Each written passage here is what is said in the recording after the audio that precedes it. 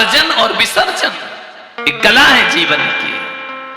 जैन दर्शन कहता है अर्जित करो, खूब करो, लेकिन विसर्जित करने की भी ताकत रखो अपने जीवन में। जब छोड़ना पड़े तो उसी आनंद के साथ छोड़ना जिस आनंद के साथ तुमने बटोरा है। ध्यान रखना, छोड़ने में दुख कैसा, जब जोड़ने में आनंद था तो छोड़ने का भी तो अपना आनंद होना चाहिए ना। पूर्णिमा की चांदनी का जो आनंद है तो अमावस की रात का भी तो अपना आनंद हुआ करता है। फूलों के जो सुख हैं, फूलों का अपना आनंद है, तो शूल के भी तो अपने आनंद होते हैं। सुख का अपना आनंद है, दुख का भी तो अपना आनंद होता है। बटोरो, जीवन को सीवो। छोड़ दिया ऋषभदेव। भरत जी महाराज बाहुबली विलाप कर रहे हैं, पुत्र वियोग। चाहे एक समय दृष्टि सत्य को जानते हैं, लेकिन राग उदय में आता है। जन्म जन्म का राग है, अनादि का राग है, ऐसे नहीं जाता है। भीग गई भरत जी की आंखें, चल चला गए बाहुबली के नयन। पौरुष स्त्रैण हो गए, स्त्रियों जैसे विलाप करने लगे पिता के वियोग में। क्यों ना रोएं? एक मरण धर्मा साधारण आदमी मृत्यु को प्राप्त हो तो परिवार रोता है। जिसके घर में 3 लोक के नाथ के पुत्र बनने का सौभाग्य मिला है, वह पिता छोड़कर चला जाए। बट वृक्ष की छाया जिस पुत्र के सिर से हट जाए, उसका वियोग केवल वही जानता है। अब थोड़ी देवी देवता आएंगे घर में। जब तक तीर्थंकर घर में है तब तक इंद्र खड़ा है। अब कोई पलट के नहीं देखेगा उस महल को। ध्यान रखना, जैसे पूरी वैभव लेकर चले गए भगवान, पूरा पुण्य समेट करके चले गए भगवान, वह स्वर्ण महल सब गायब। भगवान का पुण्य भगवान के साथ गया। कोई देवी देवता नहीं आते। जिस दिन भगवान घर छोड़ देते हैं, उस घर को सौधर्मिंद्र पलट के भी नहीं देखता। फिर वह वन में जाता है, भगवान के साथ विचरण करता है। भगवान का यश भगवान के साथ जाता है। एक बात याद रखना, किसी दूसरे के पुण्य पे ज्यादा मत खिलाना। वह पुण्यात्मा चला जाए तो पूरा वंश बर्बाद हो जाया करता है। एक व्यक्ति ना जाने कौन तुम्हारे घर को सुखी कर रहा है। ये मत सोचो कि हमसे घर चल रहा, हमारे परिवार से घर चल रहा है। एक व्यक्ति के पुण्य से, एक चक्रवर्ती के पुण्य से 96,000 स्त्रियों को रानी का दर्जा मिला करता है। ध्यान रखना है, एक चक्रवर्ती के कारण। और जिस दिन चक्रवर्ती दीक्षा ले लेता है, रानी पना खत्म हो जाया करता है। एक की वजह से पूरा परिवार पल सकता है। ये मत सोचो बेटी हो गई। कई घर हमने ऐसे देखे जिन घर में बेटियां हैं, बहुत धन धान्य से परिपूर्ण रहे, बेटियां ससुराल चली गई, ससुराल धनवान हो गया, पीहर गरीब हो जाया करता है। उसके पुण्य से जीवन चल रहा था। तुम्हारा घर किसके पुण्य से चल रहा तुम्हें पता है? अकड़ो मत थोड़ी सी उपलब्धियों पर। ऋषभदेव गए, कोई देवी देवता महल में नहीं जाता है। सूना हो गया पूरा महल। जिस मरुदेवी ने बचपन शुरू से ही ऋषभदेव के गर्भ में आने से लेकर 83 लाख पूर्व तक जिस मरुदेवी ने इतना वैभव देखा हो, आज महल सोना है। ले गए सारी बहार है। बिछड़ा कुछ अदा से की रुत ही बदल गई। बिछड़ा कुछ अदा से की रुत ही बदल गई। एक शख्स सारे शहर को वीरान कर गया। वीरानी में बदल गया महल। एक व्यक्ति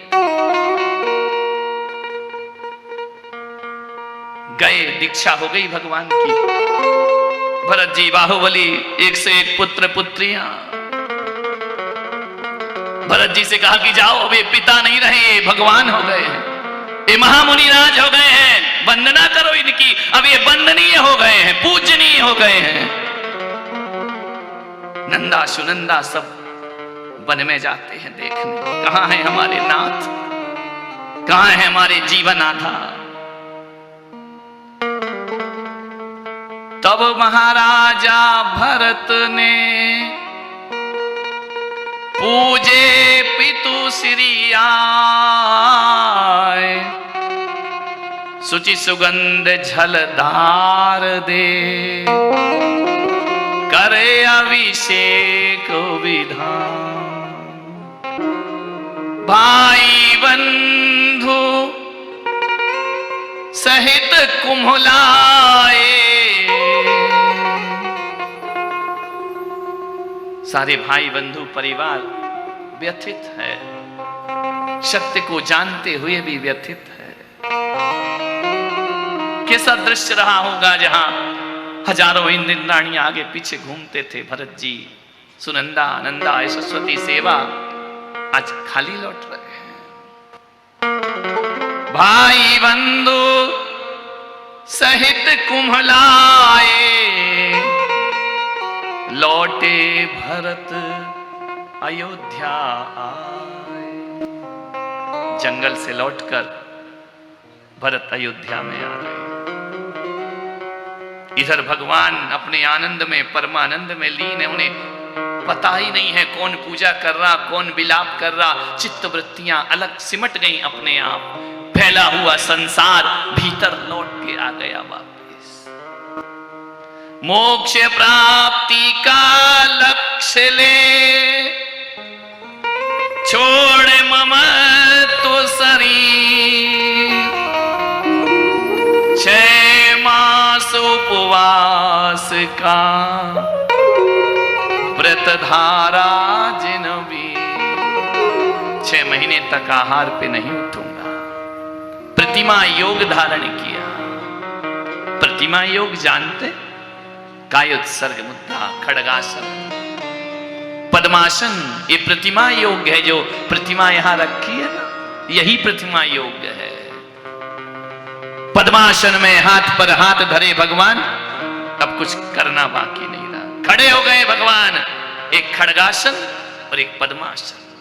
खड़े हो गए भगवान निरालंब।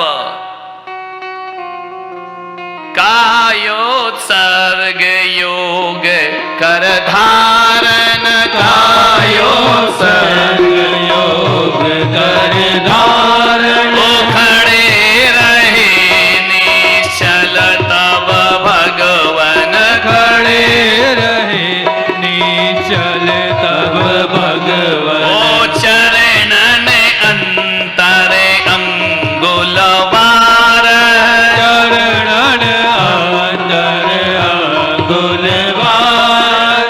एड़िन अंतर अंगुल चार, एड़िन अंतर अंगुल चार। मालूम है कैसे खड़े होते हैं, कैसे ध्यान लगता है?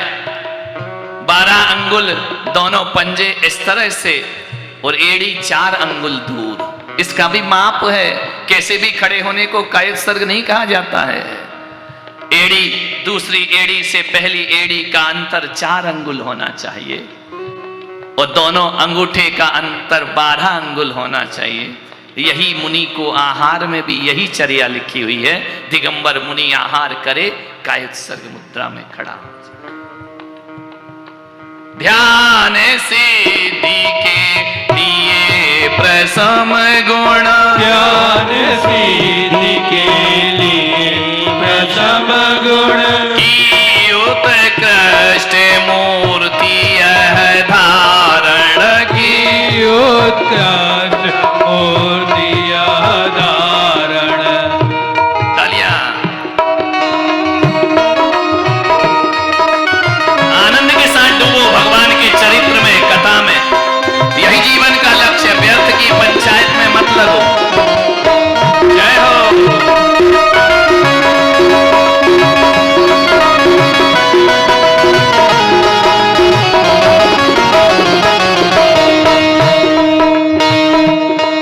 ओ दीक्षा समय ज्ञान उजियारा, दीक्षा समय ज्ञान उजियारा। ओ मति श्रुत अवधि माने परिचारा, मति श्रुत अवधि माने परिचारा। ओ निसंग बहु राजा, निसंग बहु राजा, कच्छ और महाकच्छ समाजा, कच्छ और महाकच्छ समाजा। भूख प्यास नहीं सहे, भूख प्यास जब सह नहीं पावा, भव क्षोभ मन अति अकुलावा। भगवान तो 6 महीने का उपवास कर कर बैठ गए, लेकिन जो 4000 राजा बैठ गए ना, देखा देखी। भगवान जो कर रहे हैं हमको वही करना है। देखा देखी धर लिया जोग, छीणी काया बढ़ गया रोग। ध्यान रख, देखा देखी का धर्म नहीं है। एक महाराज बने तो हम भी बन जाएं, बच्चों का खेल नहीं है। ध्यान रखना, दिगंबर पथ पर बढ़ना भावावेश का काम नहीं है। भावावेश में 4000 राजाओं ने वस्त्र उतार कर भगवान के साथ तप करने लगे, लेकिन कितना करेंगे? 6 महीने तक भगवान ने आंखें नहीं खोली। 4000 राजाओं ने कहा ये तो बोलते ही नहीं, क्या किया ये? भूख प्यास जब सह नहीं पावा, भव क्षोभ मन अति अकुलावा। कहने लगे सब करही विचारा, कैसे निर्वाह होए हमारा। ये तो कुछ बोलते नहीं। भगवान तो दीक्षा लेके अखंड मौन धारण कर लेते हैं। जही तपलीन रहे भगवान, भूख प्यास इन्हें कछु नहीं मान। इनको भूख नहीं लगती है, प्यास नहीं लगती है।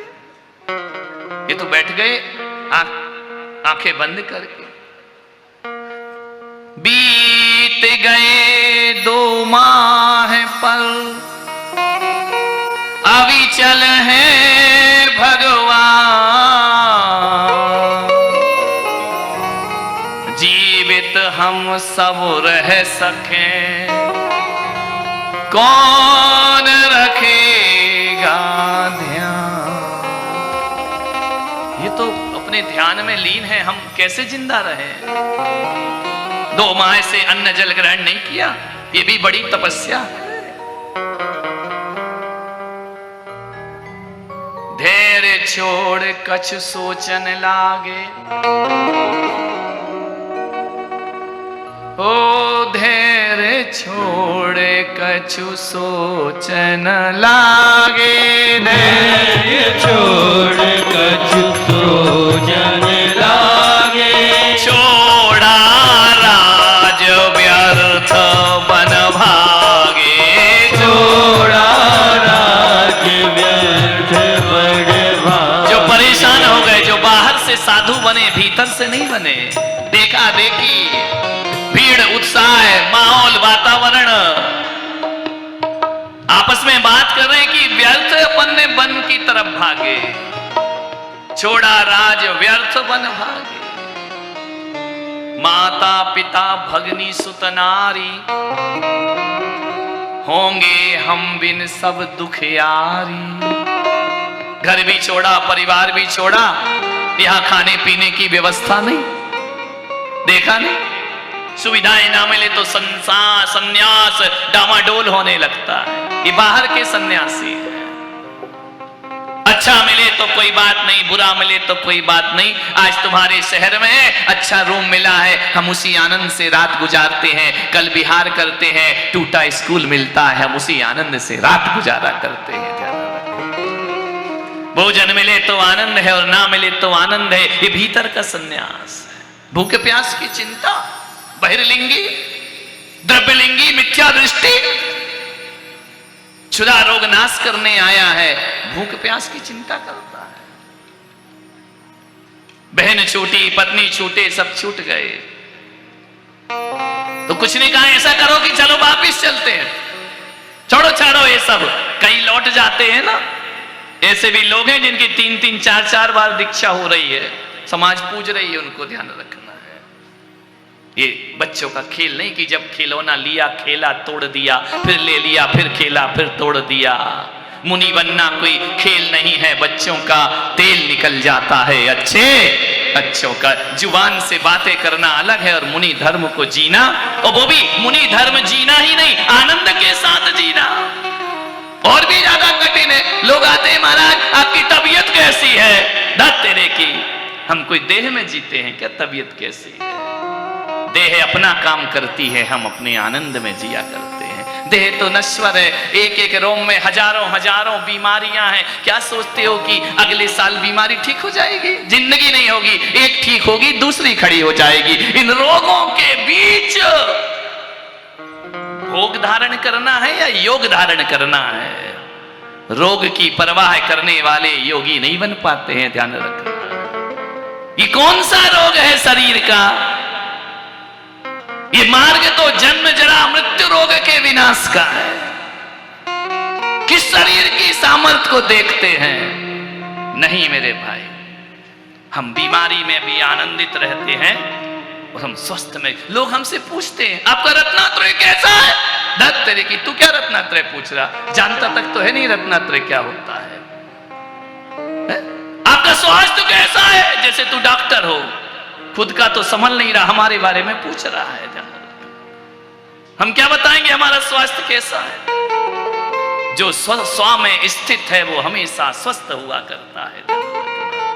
ऐसे पूछते आपका आहार कैसा हुआ? एक गिलास तो कभी जिंदगी दिया नहीं है, बातें करता आहार कैसा हो। ऐसा लगता है ना कि जैसे पेशेंट डॉक्टर से पूछ रहा तुम्हारी तबीयत ठीक है, खुद तो पेशेंट बना घूम रहा है। नहीं पूछना कभी मुनियों से रत्नात्रय, नहीं पूछना कभी मुनियों से स्वास्थ्य। क्या पूछना? ये पूछना तुम्हारा काम नहीं है। शास्त्रों में लिखा है, आचार्य अपने शिष्यों से पूछता है कि मैंने तुझे रत्नात्रय दिया था वो कैसा है? तुम पूछे तुमने दिया क्या है हमको? हम बोलते हैं हमारा रत्नात्रय सही नहीं है तो आचार्य उसे शुद्ध करता है। मैं कह दूं अच्छा नहीं है तो तुम क्या कर लोगे? मेरा बोलो, शुद्ध कर दोगे? मुझे प्रायश्चित दे दोगे? रत्नात्रय पूछना मुनियों से, चतुर्विध संघ से आचार्य का काम हुआ करता है, श्रावकों का काम नहीं होता है। कहां से परंपरा डाल दी? आहार कैसा हुआ तुम पूछ रहे हो? आचार्य पूछते हैं आहार के बाद की बोलो सदोष आहार लिया या निर्दोष आहार लिया? सदोष लिया है तो प्रायश्चित देते हैं। ये काम किसके हैं? तुम्हारा रोग का पूछना डॉक्टर का काम है कि पेशेंट का काम है? डॉक्टर तुम्हारी नब्ज देख दूं क्या मैं? ध्यान रखना, नहीं पूछने का। किसी भी प्रथमान युग में नहीं लिखा है कि राजा मुनियों के पास गए और उनका स्वास्थ्य पूछा हो, उनका रत्नात्रय पूछा हो। नहीं, हर प्रथमान युग का कोई भी ग्रंथ उठा करके देखो, मुझे तो नहीं मिला आज तक कि सैनिक ने जाके पूछा हो तुम्हारा रत्नात्रय कैसा है।